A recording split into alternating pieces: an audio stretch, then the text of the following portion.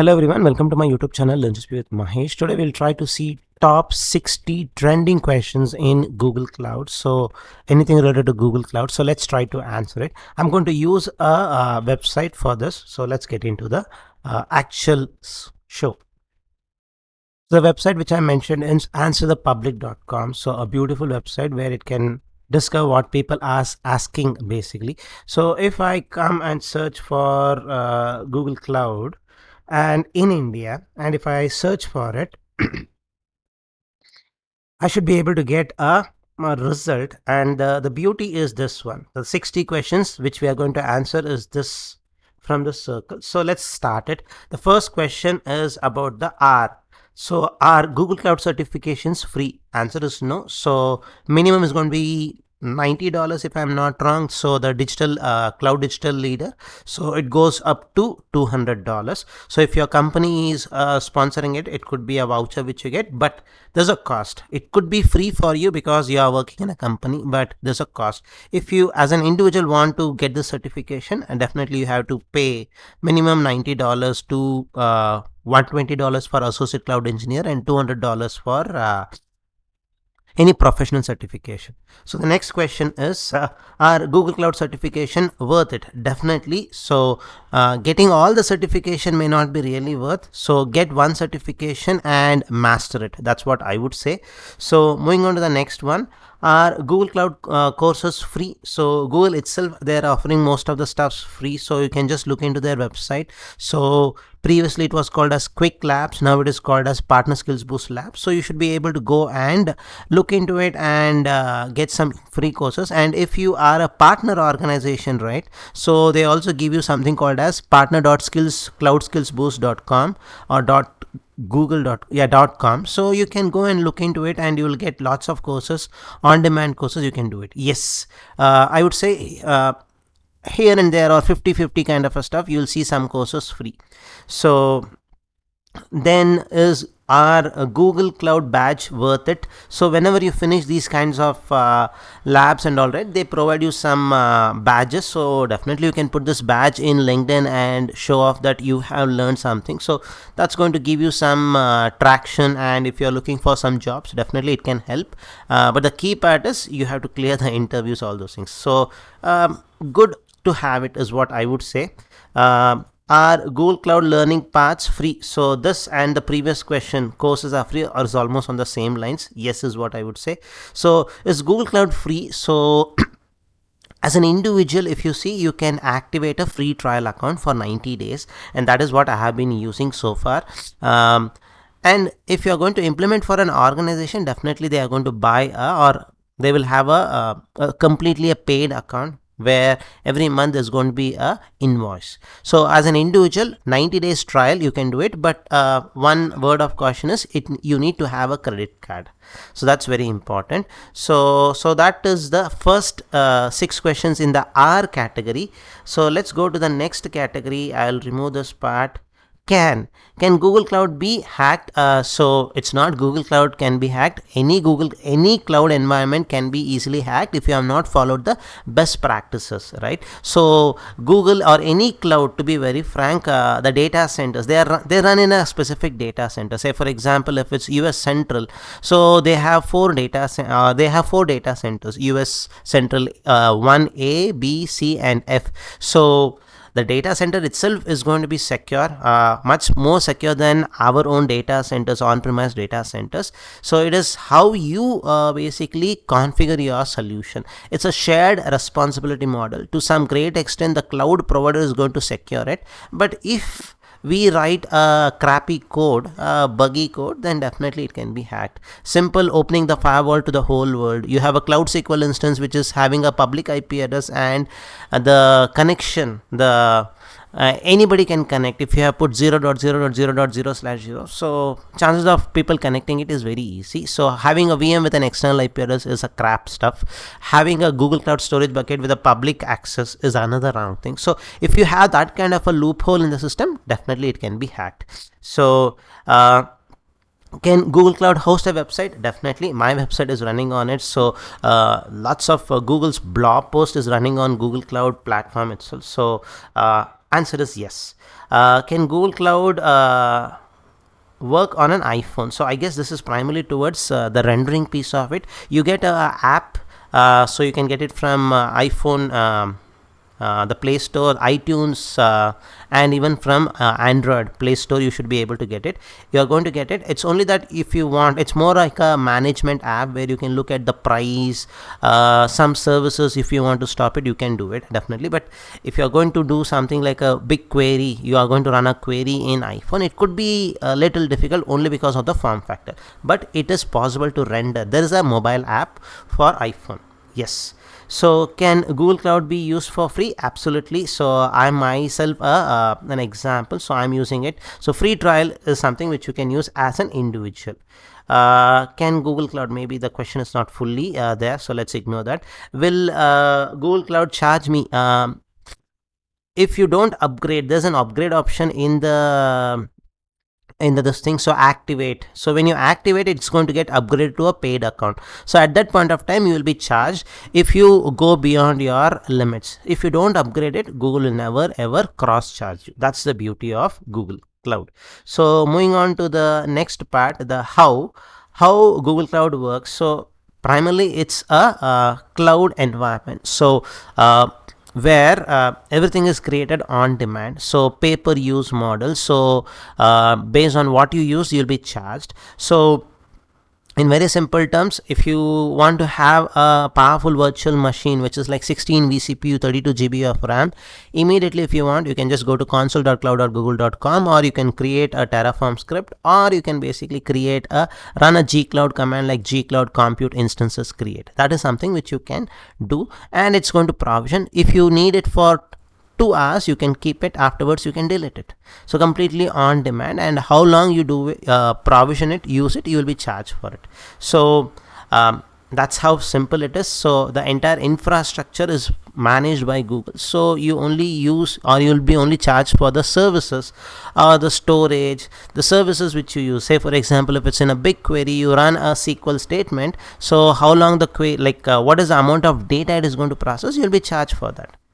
Right. So that's how it basically works. I would say rather than asking how Google Cloud works, a specific service, how it works, it could be better easy to answer it. So the next part is that, so how Google Cloud data store works. So it's one of the services which you get under the storage category. So the complete name is Cloud Data Store. So it has its successor also called as Cloud Firestore. So this is a NoSQL database, so completely serverless, where you are going to use entities. Each row is called as entity, so you can insert the stuffs on the fly whenever you want it. I also have a video on data store comparison. So a simple use case is, if you want to have a e-commerce website and you have a product catalog there, and the product catalog can be stored in data store. That's a simple example. So how does Google Cloud Print works? I don't know what is this question all about. So print, I'm not heard of it. So how Google Cloud Function works. So this is a beautiful one. This is an event based compute option which you get. So you have Cloud Functions Gen 1 and Gen 2. Gen 1 is going to be having a timeout issue with 9 minutes. Gen 2 has, for HTTP triggers and all, it can have up to 60 minutes.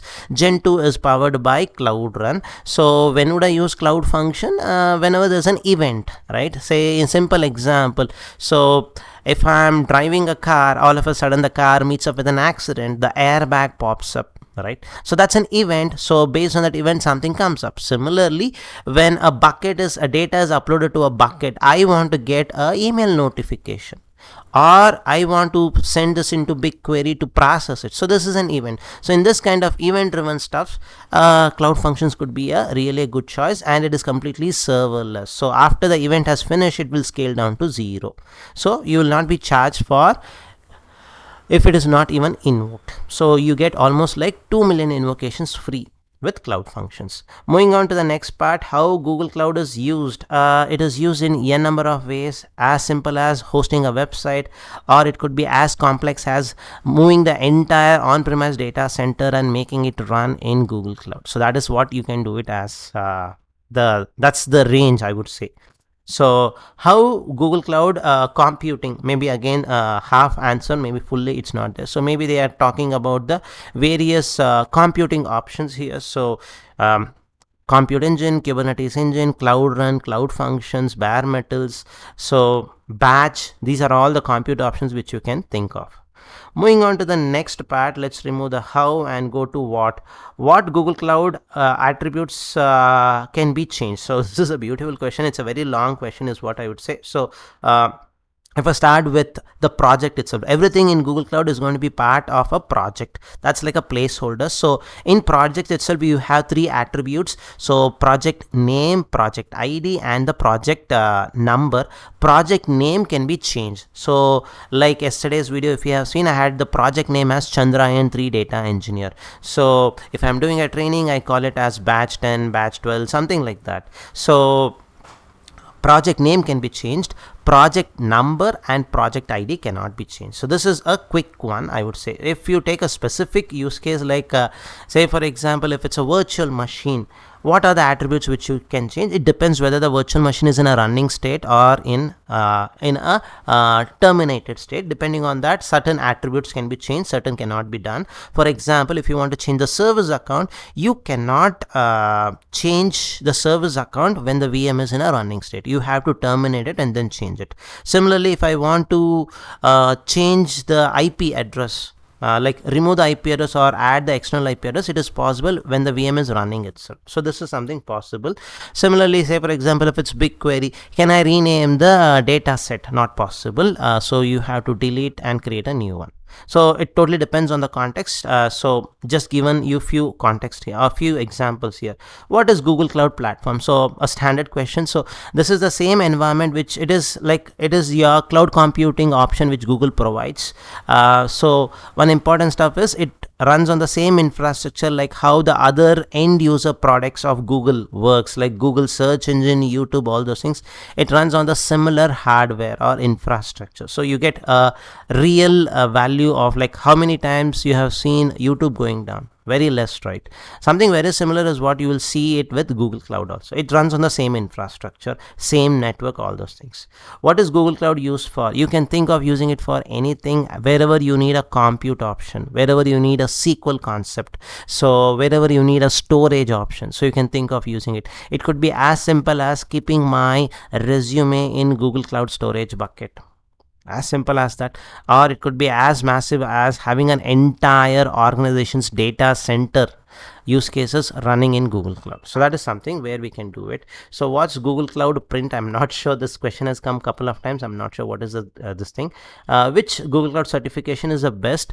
I would say it is nothing to do with which. So if you go with the trend, basically I would say data engineer, professional data engineer and professional cloud architect are the best with respect to the market. Which one is best? It's going to be with respect to your context. So if you are basically coming from a testing background where you have never done anything on writing a Python code or anything of such sort, data engineer may not be good. So cloud architect could be a good choice. Or if you're a person who works as a DevOps person, so professional cloud DevOps engineer is going to be a good choice. Or you are completely into machine learning kind of a stuff, professional machine learning engineer is going to be a good choice. So it's going to vary from person to person. In general, I would say data engineer and cloud architect are really good one to start with. And if you have zero background, cloud architect is a good choice. So that's something on the what part of it. Let's go to the when part of it. When Google Cloud started, so as per the documentation, 2008 is what I would say. When to use Google Cloud storage. So if you don't know what to do with the data, if that is your question, dump the data into Google Cloud storage bucket, because this is like your starting point in the cloud, Google Cloud. So whatever the file you have a CSV file, you have an Avro file, you have a video file, you have an image file. If you want to put it, you can just go and put it here. As simple as that. Because once the data is in Google Cloud storage bucket, you can easily access it from various services easily. So that's where I would say it's a binary large object storage. If you have watched my yesterday's video, so we also use the satellite images which Chandrayaan is going to send. We can put it in Google Cloud storage bucket. So that's a live example for you. So when to use Google Cloud, I guess we have already answered that. Is Google Cloud going away? Definitely not. So no is the answer. Is Google Cloud shutting down? No is the answer.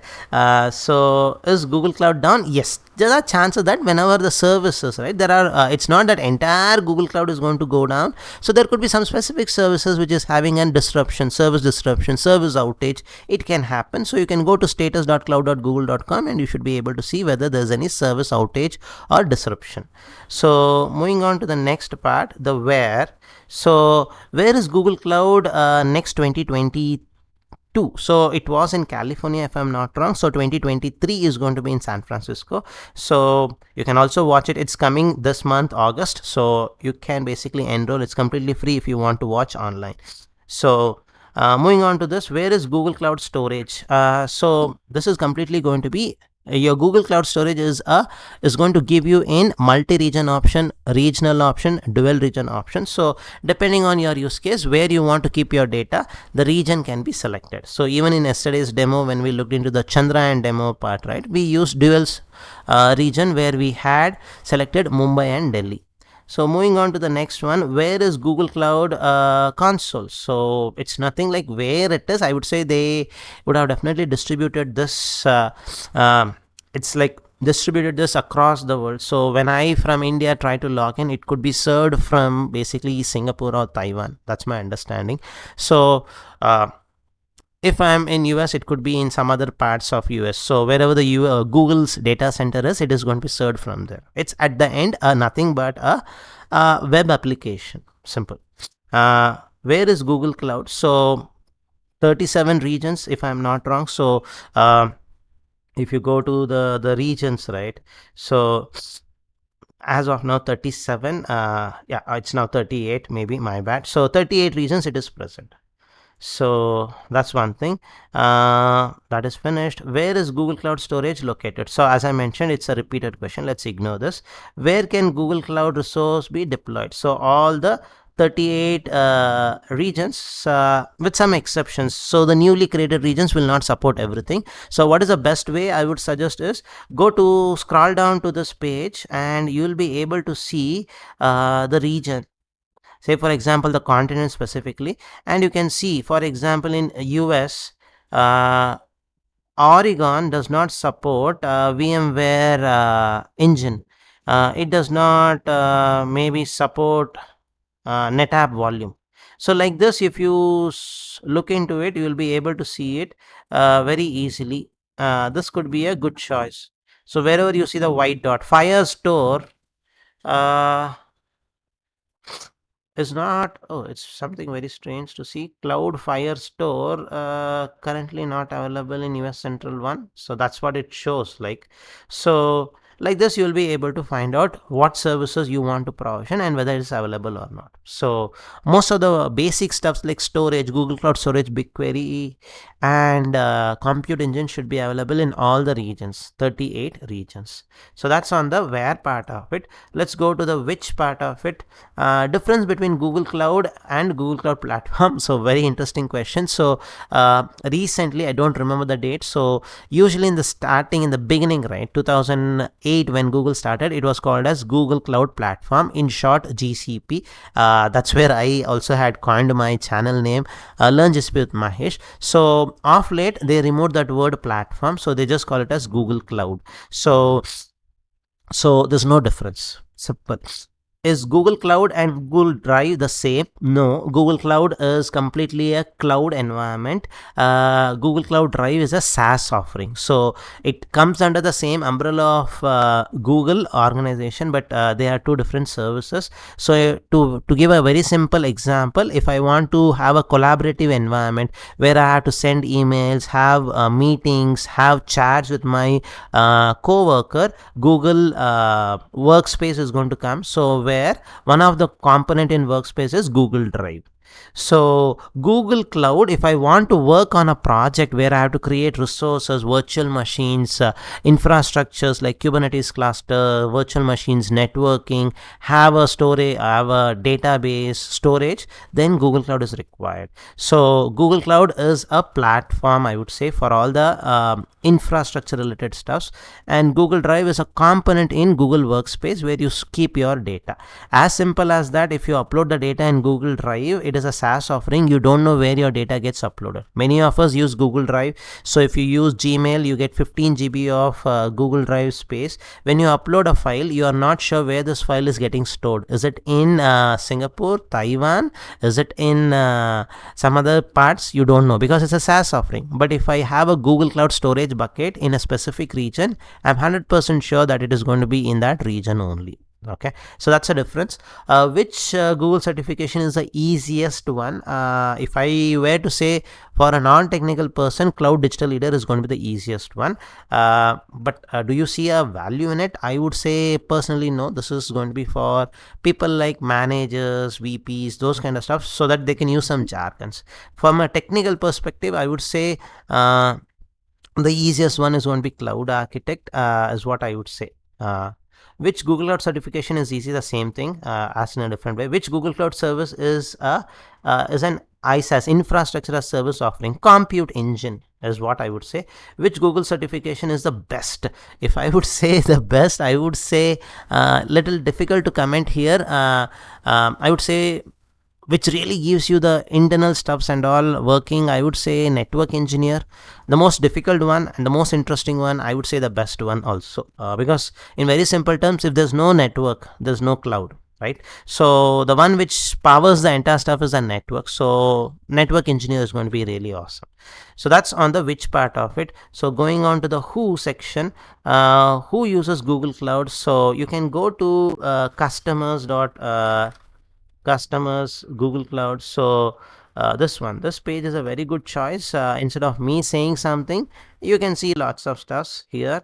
So you will be able to see some good names easily where you can find it out. So that's one thing. Simple. And if you are using, say for example, if you are in India and if you are using Truecaller, that's a simple example. Truecaller behind the scene uses Google Cloud. Or if you are basically using banks like HSBC, Deutsche Bank, PayPal, those things, or Twitter. So not everything of Twitter is used, but some portion is going to be used. So that's what I would say. So yeah, who are the customers? I guess the first and the second one is almost the same thing. Which Google Cloud storage? The question is not fully there. What kind of class may be used was the question, if I'm not wrong. So standard, you have nearline, cold line, archive. Depending on your use case, you can use it. Say for example, the Chandrayan's photo, which images which is going to come. So that could be stored in a standard storage class. So which Google Cloud certification is free? None of the certification is free. So everything is going to be charged. So which Google Cloud certification? Again, half-baked question. So let's ignore it. Which cloud certification is the best? Same thing as I would say, according to me, network engineer. The reason to back it up is without network, there's no cloud. So that's one thing. So going on to the last two sections, why Google Cloud failed? So it will not fail. So it could be, it is, if you see it, basically it is has lots of market share. You can look into the stuff. So a particular service could have failed or would have had a service disruption that can occur. So apart from that, nothing else. So why Google Cloud is not popular? So it's only that who started early. So you always have an advantage of starting early, right? So AWS started early, Google Cloud started late. That's what I would say. But if you see as a trend, it will definitely be catching up. So to just highlight it, which cloud provider provides the best Kubernetes offering? Google Cloud.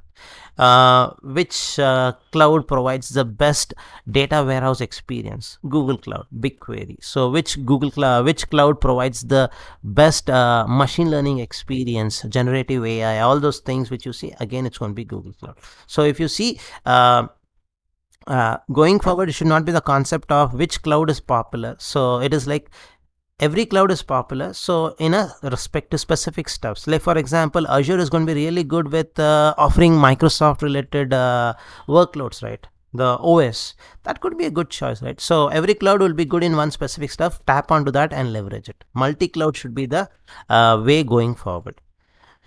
So why Google Cloud is better? I have already talked about it. So why Google Cloud is better than AWS? So this is something where people usually ask in the beginning. So this is going to be a very subjective one. So you have to make sure what is the context. Say for example, if it's Kubernetes in GKE versus Elastic Kubernetes Service or Elastic Container Service in AWS, which one is going to win? Basically, I would say Google Cloud.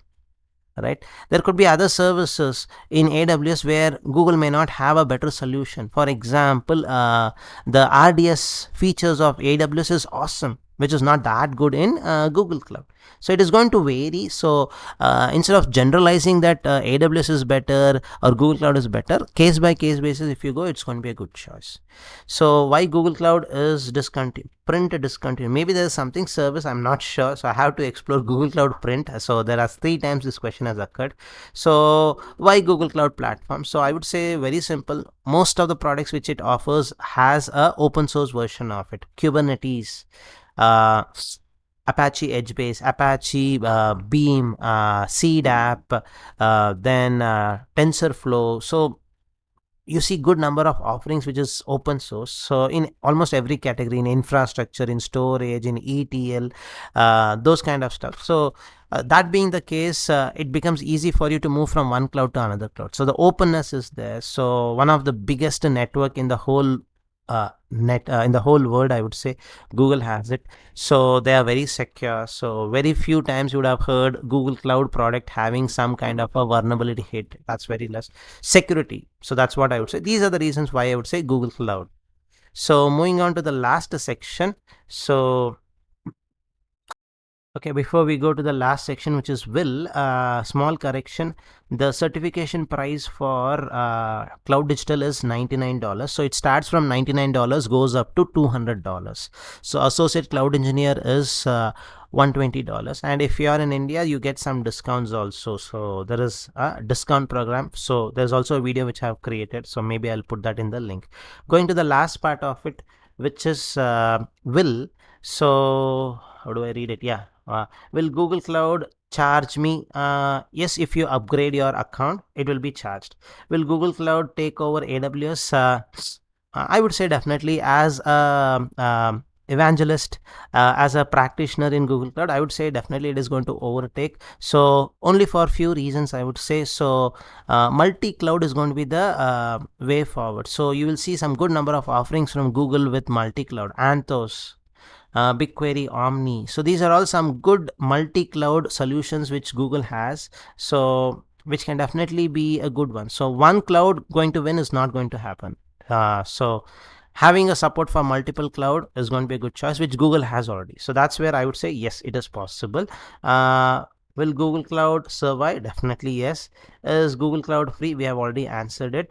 Is Google Cloud Storage free? If you use a free trial account and upload it, it's going to be free. Otherwise, it's not going to be. So is Google Cloud Digital Leader worth it? I would say if you are a technical guy, I would say no. If you're a non-technical person like a manager, VP, SVP, and you want to talk little jargons when you're meeting up some customers, then it's going to be worth. So those are the 60 questions which we have tried to answer in roughly around 28 minutes. Hope you like this video. So it was a little longer video. So 60 questions, roughly around 30 minutes to 2 minutes is what it took roughly, I would say. So do let me know your comments and feedback in the comment section. Thank you for watching.